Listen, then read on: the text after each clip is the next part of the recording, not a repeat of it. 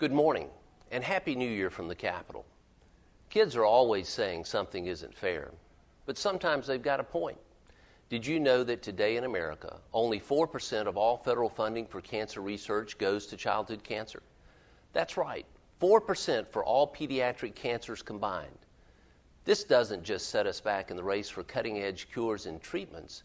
It places a ceiling on a child's ability to overcome obstacles and do great things. I'm sure this issue hits home for many of you. It certainly does for our family. Livingston, our oldest, was 4 when he was diagnosed with Fragile X syndrome, a disorder that's often misdiagnosed as autism. Today, he's making his way through college in a program for students with intellectual disabilities. Many families, of course, are not as fortunate. They're out there waiting for hope and answers that often never come. No, we can't fix everything, but that doesn't mean we should accept things as they are. After all, don't we teach our kids never to settle for less? That's why I was proud to introduce H.R. 2019, the Gabriella Miller Kids First Research Act. This bipartisan legislation directs much-needed resources to pediatric research at the National Institutes of Health. We do this using taxpayer dollars currently set aside for political party conventions. Instead of funding these conventions once every 4 years, we'll make it a daily priority to explore the full potential of clinical trials and advancements, not only for childhood cancer, but for all pediatric conditions, even the most rare genetic diseases. Last month, the House passed H.R. 2019 with strong support from both sides of the aisle. Now it's the Senate's turn to step up so we can send this bill to the President's desk.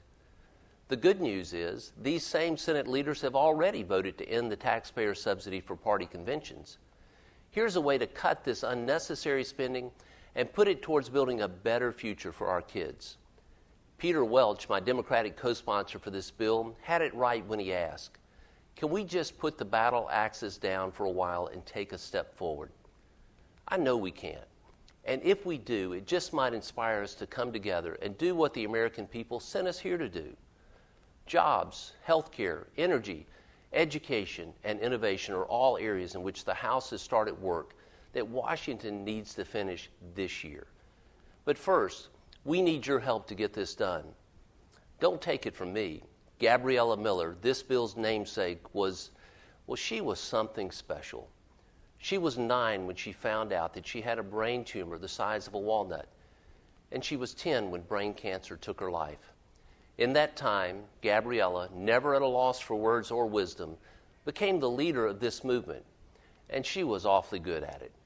If I go, Gabriella said, if I lose my battle, I'm going to want all the people to carry on with the war, and we're going to win this war.